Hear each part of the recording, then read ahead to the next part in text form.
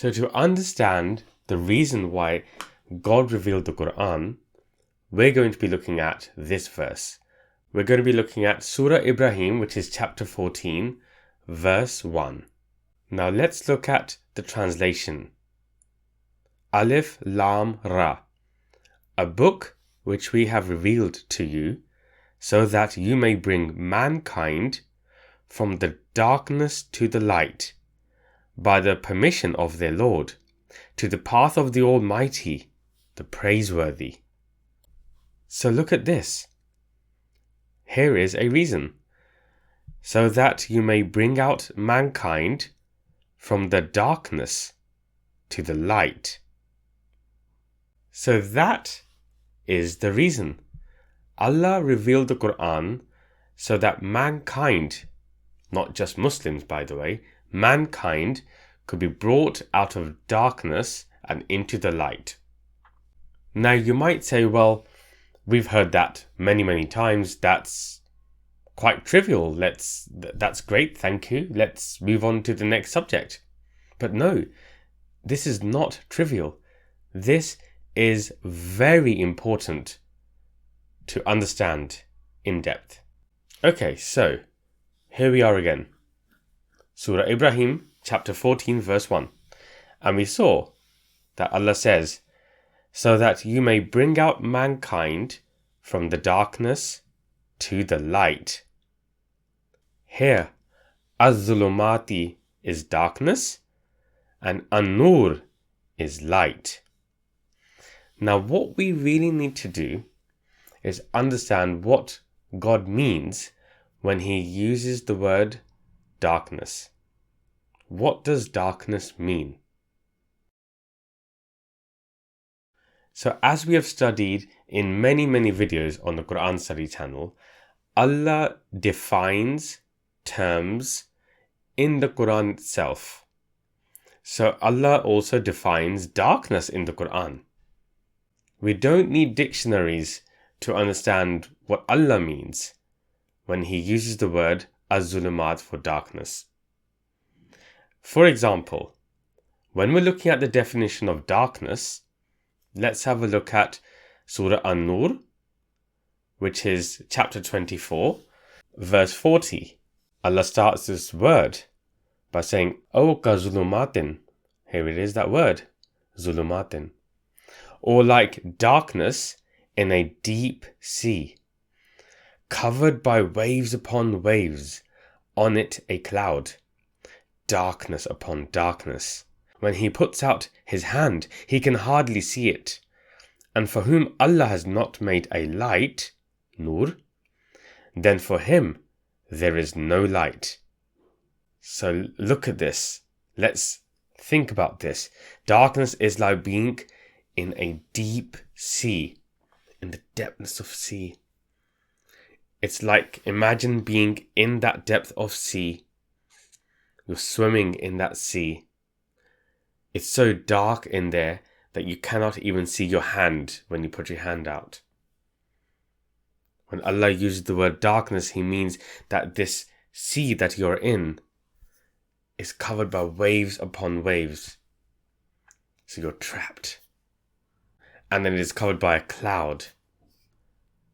So it is dark even above the waves. Imagine that fearful scenario. And this allows us to start to see what Allah means when He says that He revealed the Qur'an to bring mankind out from darkness into light. He didn't literally mean, He's not saying literally, if all of us happen to be stuck in the sea, like we have been abandoned from a ship, or we have fallen off a boat, the Qur'an, He's not saying the Qur'an was revealed for that sort of scenario when you have fallen into the sea. No. Allah's trying to describe the symptoms of being in darkness, of mankind being in darkness. So let's just make some notes about what this means. What are the sort of symptoms that we will note, that we will feel if we are in the depth of the sea, covered by waves upon waves, where we cannot even see our hand. So the sort of symptoms we will note are that number one, we will not be able to see. We won't know where we are going. We'll be lost. Imagine being in that sea.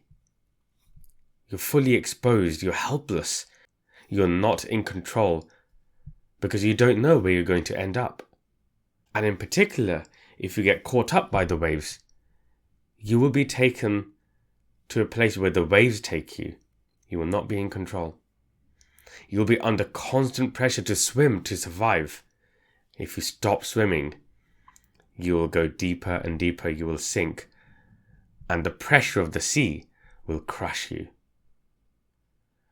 You will feel trapped and dispirited. You're trapped because you have these waves on top of you that you're not able to escape from. The deep sea is cold and dense, and that's how you will feel, cold and dense. Now, when we use the phrase normally about being overshadowed by a cloud, being under a cloud, what do we mean by that?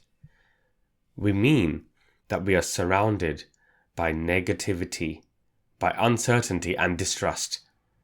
That sort of environment, that's when we have a cloud hanging on top of us. And Allah is using that phrase here as well.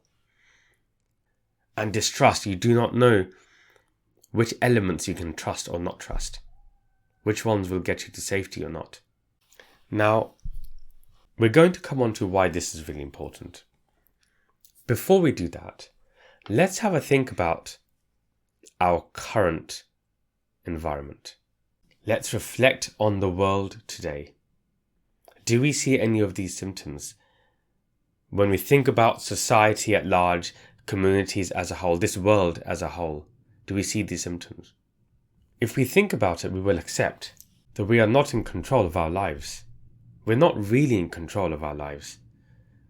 Most people in this world live robotic lives, getting up day by day, using the best part of their lives, working away with the need to consume money and consuming that money in order to survive, literally just to survive. The majority of this world is in that position. The majority of us are not in control. And indeed, many don't survive. Many people don't survive. We are experiencing that symptom of not being in control. This world is cold and dense. It is cold and dense. I've not known any era since I was born that we have not had this world being in conflict, wars being played out, lives being destroyed, humans craving power and acting on the desire to kill people. This world is cold and dense. Not the world that God designed for us, but the world that people have made. We are certainly surrounded by negativity and distrust. You just have to check the media, any day, and you will see the negativity around us, and you will see the distrust, the people that lead this world. We don't have trust in them. When so many of them are consumed by their desires, the selfish desires, to steal power and wealth through corrupt means. So many of them. Most communities in this world, mankind lives in uncertainty. Now, of course, you might say that the future is uncertain for everybody. Yes, it is uncertain. But our uncertainty is profound.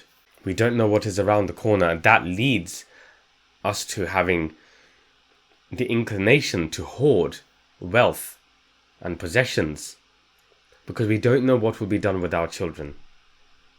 We don't know what the future will hold for them if we do not save money for them. We don't know what our futures will be. What will happen with us when we are retired, for example, if we're working. And that leads us to hoard because we are uncertain. We are not certain of how the world after us will treat our children and our grandchildren. And indeed, this is the reason why insurance companies are so lucrative. Because we are uncertain. Because we don't know what the society is going to be like when we are not able to earn for ourselves or for our kids. We are not in peace. We are certainly exposed and vulnerable. All of us are. Not just the poor, but the rich are exposed and vulnerable too. That's why they spend so much on their personal security and accountants and lawyers and tax advisors. Because they feel vulnerable, they feel exposed. We have this constant pressure to swim and to survive. We have to continue to work just to survive. How many times do we reflect and think that we do not really have the time to do what we want to do because we have to spend the majority of our lives earning the next dollar or pound or whichever currency? So the reality is that we are experiencing the symptoms that Allah is describing in this verse to do with darkness. We are living in darkness. We are living in darkness. The problem is that humans see this in two ways. Either, number one, they do not see that they are in darkness. We think we are in the light. We think life is good. And that may be because humans as a species, they adapt to survive. And because mankind is in darkness, it has convinced itself that no, this is okay. This is not darkness. We are not in darkness. And they do not recognize the symptoms. It's a bit like somebody who might have a deep medical issue. They might have the symptoms of early diabetes. So this patient may not have experienced or suffered cardiac issues resulting from diabetes. But when they go to the doctor can see, and once they've tested this person and is explaining to this person that you have all the symptoms of being diabetic, but you're not recognizing it. And the person says, I'm fine, but I'm fine, I'm sure I'm fine. But the doctor's saying, look, I've checked you. You may not know it, but you are diabetic. Only when that person realizes that person is diabetic does he or she then begin to think about the medication, how to get themselves fixed. So it's a bit like that. Mankind on the whole does not seem to recognize that it has the symptoms of being in darkness. So that's problem number one. The second problem, which is an alternative to this, is that people may even recognize that they're in darkness, but they think that that is okay. And there is a big religious faith aspect to this.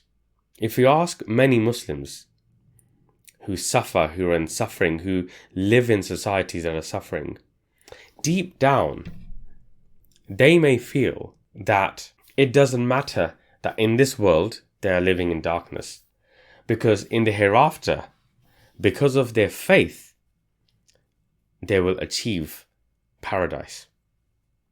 Now that is just wrong.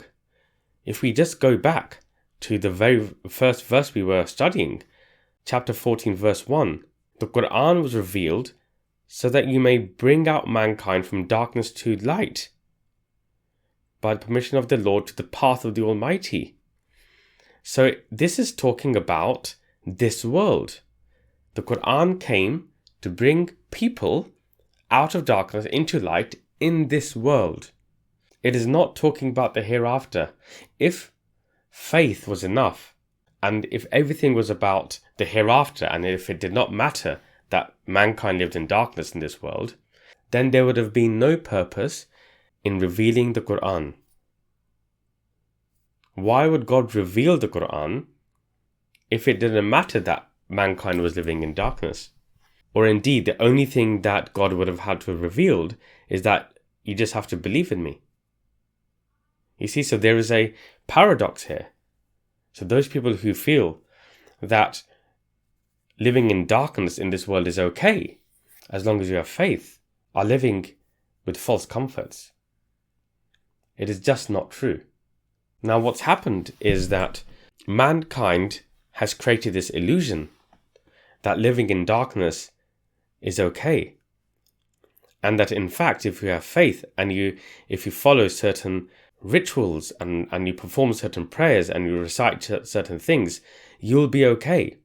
And so you can live in peace, that it doesn't matter you're in darkness. You can be in the depth of that sea, but it's okay. And in the hereafter, you'll be okay. That is an illusion. It is not true. As we've studied in the Qur'an is telling us that that is an illusion. Because the Qur'an came to bring mankind out of darkness into the light in this world. Does that make sense? Now, if you, of course, see something different in this, or if you disagree, I would love to hear that and an explanation of that. Feel free to provide your comments in the comment section of our YouTube channel. One question you should have is, okay, if that is darkness, what is light?